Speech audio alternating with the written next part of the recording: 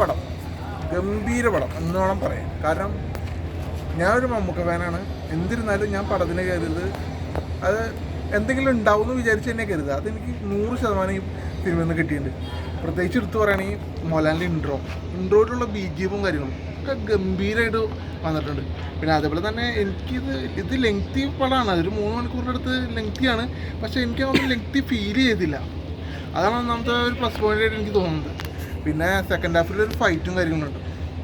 ഗംഭീരം എന്ന് പറയാൻ ഗംഭീരം. കാരണം പൃഥ്വിരാജിൻ്റെ ഒക്കെ ആക്ഷനും കാര്യങ്ങളും ഗംഭീരമായിട്ട് വന്നിട്ടുണ്ട്. പിന്നെ അതേപോലെ തന്നെ ഇതിൽ ലാസ്റ്റ് ക്ലൈമാക്സിൽ ഞാൻ പറഞ്ഞ ഫൈറ്റിൽ മറ്റേ ബാഹുബലിയിലുള്ള ഒരു സംഭവം വന്നിട്ടുണ്ട്. അതായത് ആയുധം കൈമാറുന്നത്. അതൊക്കെ രസമായിട്ട് എനിക്ക് തോന്നിയിരുന്നു.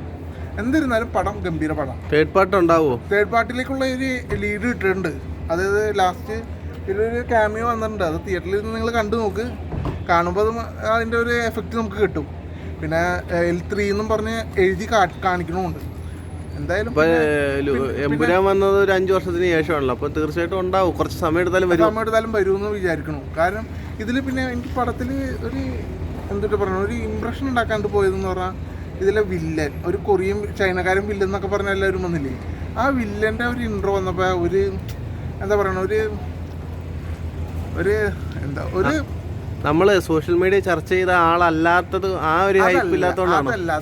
അല്ല, സോഷ്യൽ മീഡിയയിൽ പറഞ്ഞിരുന്നു ഇക്യും അങ്ങനെ. എനിക്ക് പേര് കൃത്യമായിട്ട് അറിഞ്ഞൂടാ. ആള് തന്നെയാണ്, പക്ഷെ ആളെ കാട്ടിയപ്പോ ഒരു ഇത് വന്നില്ല. ആ സമയം അമിർഖാൻ അങ്ങനെ ആണെങ്കിണ്ടല്ല വേറെ ലെവലിലേക്ക് പോയതാണ്. അത് ഒരുപക്ഷെ ഈ പ്രേഷർ പുള്ളിക്കാരനെ അറിയാത്തോണ്ടായിരിക്കും. ഞാൻ തന്നെ ആദ്യമായിട്ടാ പുള്ളിനെ കാണണേ. അതുകൊണ്ട് പക്ഷെ അമീർഖാനോ അങ്ങനെയുള്ള ആരെങ്കിലും കുറച്ചുകൂടി കത്തിയേനെ പടം.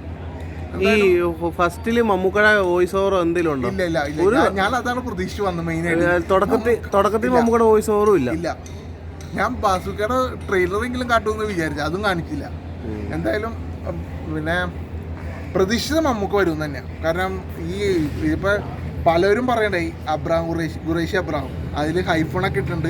അത് കാരണം അബ്രാഹം വേറെ ഖുറേഷി വേറെ അങ്ങനെയൊക്കെ കരുതിയിട്ട് ഞാൻ വന്നത്. ഞാൻ മിക്കവാറും ഖുറേഷി മമ്മൂക്കി ആയിരിക്കും എന്ന് വിചാരിച്ച് ഞാൻ വന്നു. പക്ഷെ അങ്ങനെയൊന്നും അല്ല പടം.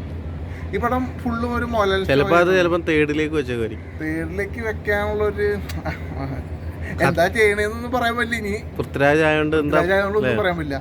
എന്തായാലും പടം ഗംഭീര പടമാണ്. ഒരു തിയേറ്റർ വാച്ചബിൾ ആയിട്ടുള്ള മസ്റ്റ് വാച്ചബിൾ എന്ന് വേണമെങ്കിൽ പറയാം. Thank you.